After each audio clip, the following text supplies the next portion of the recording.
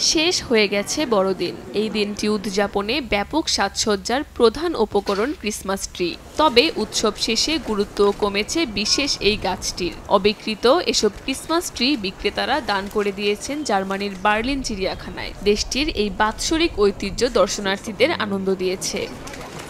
Christmas tree প্রাণীদের কাছেও বিশেষ। খাবারের তালিকায় নতুনত্ব আসায় মনের আনন্দে ক্রিসমাস ট্রি উপভোগ করছে চিড়িয়াখানার হাতিরা।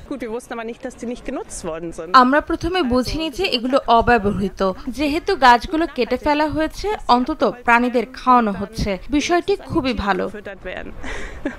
তবে চিড়িয়াখানা কর্তৃপক্ষ প্রাণীদের নিরাপত্তার কথা ভেবে সবার কাছ থেকে ক্রিসমাস ট্রি গ্রহণ করে না। অবিকৃত অর্গানিক ক্রিসমাস ট্রি শুধুমাত্র গাছটির পাইকারি বিক্রেতাদের কাছ থেকেই নেওয়া হয়। শুধু হাতিই নয়, শুক্রবার জিরাফ ও বলগা হরিণও বড়দিন পরবর্তী এই সুস্বাদু ক্রিসমাস ট্রি উপভোগ করেছে। কাকলি আখতার, সময় সংবাদ।